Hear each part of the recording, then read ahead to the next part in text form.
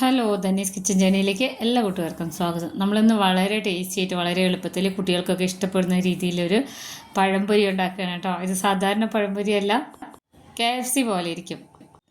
അപ്പോൾ ഇത് ഉണ്ടാക്കാനായിട്ട് ഞാനിവിടെ 1 കപ്പ് മൈദയാണ് ആദ്യം എടുത്തിട്ടുള്ളത്. വളരെ ഈസിയാണ് കേട്ടോ. ഇതിൽ അര സ്പൂണോളം ഉപ്പിട്ട് കൊടുക്കാം. പിന്നെ മുളക് പൊടി ഇട്ട് കൊടുക്കുന്നുണ്ട് എരിവിനായിട്ട്. ഞാനിവിടെ എരിവ് കുറഞ്ഞ കശ്മീരി മുളക് പൊടിയാണ് എടുത്തിട്ടുള്ളത്. ഇതിലേക്ക് വേണമെന്നുണ്ടെങ്കിൽ ഒറിഗാനോ ഒക്കെ ചേർത്ത് കൊടുക്കാം കേട്ടോ, ഒരു ടേസ്റ്റിന് വേണ്ടിയിട്ട്. അതുപോലെ തന്നെ ടൊമാറ്റോ സോസ് ചേർത്ത് കൊടുക്കുക. അങ്ങനെയൊക്കെ പല രീതിയിലും ഉണ്ടാക്കിയെടുക്കാം. പക്ഷെ ഞാനിവിടെ എളുപ്പത്തിൽ മക്കളൊക്കെ സ്കൂൾ വിട്ട് വരുന്ന നേരത്ത് പെട്ടെന്ന് ചെയ്തെടുക്കുന്നതാണ്. അതുകൊണ്ട് അധികം ഇൻഗ്രീഡിയൻസ് ഒന്നും വേണ്ട, എല്ലാം കൂടെ നന്നായിട്ടൊന്ന് മിക്സ് ചെയ്തെടുത്തിട്ടുണ്ട്. ഇനി നമുക്ക് വേണ്ടത് 2 മുട്ടയാണ് കേട്ടോ, 2 മുട്ട. അപ്പോൾ നല്ല പഴുത്ത് പോയ പഴമൊക്കെ ഉണ്ടെങ്കിലും ഈ ഒരു രീതിയിൽ ചെയ്തെടുക്കാവുന്നതേ ഉള്ളൂ കേട്ടോ. ഇത് കുട്ടികൾക്ക്, എൻ്റെ മക്കൾക്ക് നല്ല ഇഷ്ടമാണ്. അപ്പോൾ ഇതേ രീതിയിൽ ഒന്ന് ഉണ്ടാക്കി നോക്കി നോക്കാം കേട്ടോ, ഇഷ്ടമാവോ ഇല്ലയോ എന്ന് അറിയാൻ വേണ്ടിയിട്ടാണ്. അപ്പോൾ മുട്ട 2 എണ്ണം പൊട്ടിച്ച് ഒഴിച്ചിട്ടുണ്ട്. ഇനി ഇതിലേക്ക് ഒരു 1/4 സ്പൂണോളം ഉപ്പ് ഇതിലേക്ക് ചേർത്ത് കൊടുത്തിട്ടുണ്ട്. പിന്നെ ഒരു 1/4 സ്പൂണോളം മാത്രം ഗരം മസാലപ്പൊടിയാണ് കേട്ടോ, ഗരം മസാലയുടെ പൊടി അതും കൂടെ ചേർത്ത് ഒന്ന് നന്നായിട്ടൊന്ന് മിക്സ് ചെയ്തെടുക്കുക. അതിങ്ങനെ നന്നായിട്ട് ഇങ്ങനെ പതഞ്ഞ് വരേണ്ട കാര്യമില്ല, ഒന്നിങ്ങനെ നമ്മൾ ഓംലെറ്റൊക്കെ ഉണ്ടാക്കുന്ന പോലെ അത്രേ വേണ്ടുള്ളൂ കേട്ടോ. അപ്പോൾ അതാ റെഡിയാക്കിയിട്ടുണ്ട്. പിന്നെ ഞാൻ എടുക്കുന്ന പഴം കണ്ടോ, അത്യാവശ്യം നന്നായിട്ട് പഴുത്ത പഴമാണ് കേട്ടോ. പക്ഷേ നല്ലോണം ഇങ്ങനെ തൊലി കറുത്തിരുന്നാലും ഇതിങ്ങനെ നന്നായിട്ട് ഇങ്ങനെ പഴുത്ത് ഇങ്ങനെ ഉടഞ്ഞു വന്നിട്ടൊന്നുമില്ല.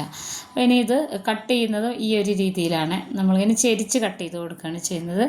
ഒരുപാട് ഇങ്ങനെ തിന്നായിട്ടല്ല, കുറച്ചിങ്ങനെ കട്ടിയിൽ അരിഞ്ഞെടുത്താൽ മതി. ഈ ഒരു രീതിയിലാണ് ഞാൻ ഉണ്ടാക്കിയെടുക്കുന്നത്. ഇത് ശരിക്കും നല്ല ചൂടിൽ ഉണ്ടാക്കി കൊടുത്തു കഴിഞ്ഞാൽ പെട്ടെന്ന് കാണുമ്പോൾ വിചാരിക്കും ഇത് നമ്മൾ ചിക്കനൊക്കെ വെച്ചിട്ട് KFC ഉണ്ടാക്കി വെച്ചതാണെന്ന്.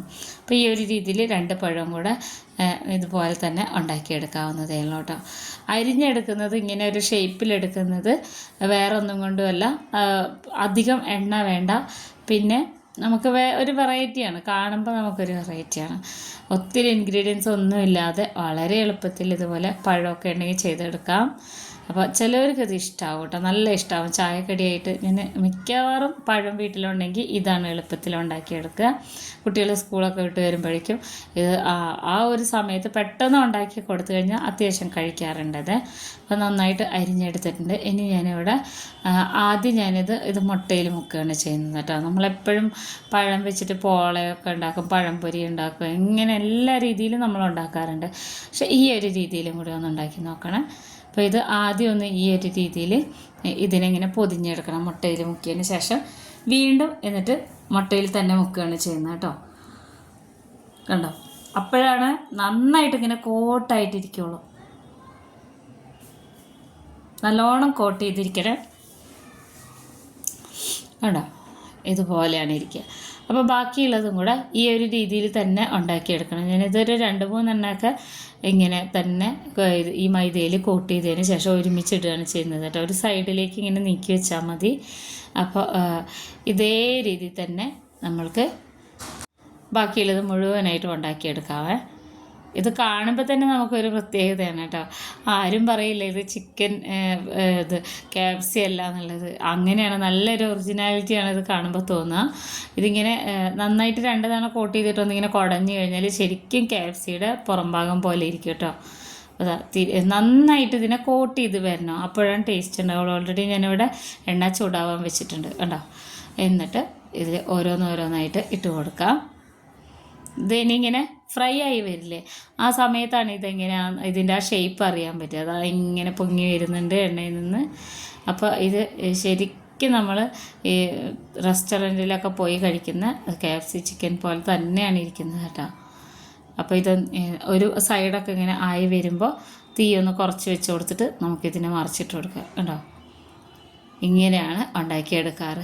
ഒരു പണിയില്ല കേട്ടോ. അതുപോലെ ഒന്ന് 2 തവണ ഒന്നിങ്ങനെ കോട്ട് ചെയ്തെടുക്കണമെന്ന് മാത്രമേ ഉള്ളൂ. പെട്ടെന്ന് തന്നെ കുക്കായി കിട്ടുകയും ചെയ്യും. ഇത് ചൂടാറുന്നതിൻ്റെ മുന്നേ തന്നെ നമുക്ക് കഴിക്കുകയും വേണേ. ഇപ്പോൾ 2 സൈഡും നന്നായിട്ട് മൊരിഞ്ഞ് വന്നിട്ടുണ്ട് കേട്ടോ. ഇത് ഇങ്ങനെ തന്നെ എടുത്ത് കോരണം കേട്ടോ. ശരിക്കും KFC പോലെയാണ് ഇരിക്കുന്നത്. ഇതിനി നമുക്കൊരു പാത്രത്തിലേക്ക് ഇട്ട് കൊടുക്കാം. വീണ്ടും അടുത്തത് ഇതുപോലെ തന്നെ എണ്ണയിലിട്ട് കൊടുക്കാം. നമ്മളിതെല്ലാം നേരത്തെ തന്നെ റെഡിയാക്കി വെച്ചിട്ടുണ്ടായിരുന്നു കേട്ടോ. ഇതിങ്ങനെ വെന്ത് വരുമ്പോൾ തന്നെ അറിയാൻ പറ്റും നമ്മൾ KFC ഉണ്ടാക്കിയ പോലെ തന്നെയാണ് ഇരിക്കുന്നത്, ഒരു വ്യത്യാസമില്ല.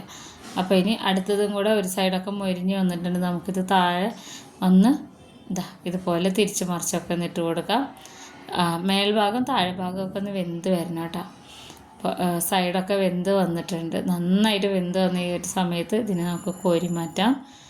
കണ്ടോ, അത്യാവശ്യം എരിവും ഉപ്പൊക്കെ ഉള്ള നല്ല കോട്ടിങ്ങോട് കൂടിയിട്ടുള്ള banana fry, variety banana fry ഇവിടെ റെഡി ആയിട്ടുണ്ട്. നല്ല ചൂടോട് കൂടി കഴിക്കാൻ നല്ല ടേസ്റ്റാണ് കേട്ടോ. ഇത് തണുക്കാൻ നിൽക്കരുത്. അപ്പോൾ സാധാരണ പഴംപൊരി ഉണ്ടാക്കുന്നതിൽ നിന്നും വളരെ വ്യത്യസ്തമായിട്ട്, എന്നാൽ വളരെ ഈസി ആയിട്ട് നമുക്ക് ഈ ഒരു രീതിയിലും വൈകുന്നേരം ചായക്കടി ഉണ്ടാക്കി നോക്കാം. അപ്പോൾ ഇത് ഉണ്ടാക്കി കുട്ടികൾക്കൊക്കെ കൊടുത്തതിന് ശേഷം അഭിപ്രായങ്ങൾ അറിയിക്കണം. വളരെ ഈസിയാണ്, അത്ര എണ്ണ ഒന്നും കുടിക്കില്ല കേട്ടോ. കുറച്ച് മീഡിയം ഫ്ലെയിമിൽ, ഹൈ ഫ്ലെയിമിലൊക്കെ എടുത്തു കഴിഞ്ഞാൽ എല്ലാവരും ഉണ്ടാക്കി നോക്കി അഭിപ്രായങ്ങൾ അറിയിക്കണം. അതുപോലെ ഈസി റെസിപ്പീസുമായിട്ട് അടുത്ത വീഡിയോയിൽ കാണാം.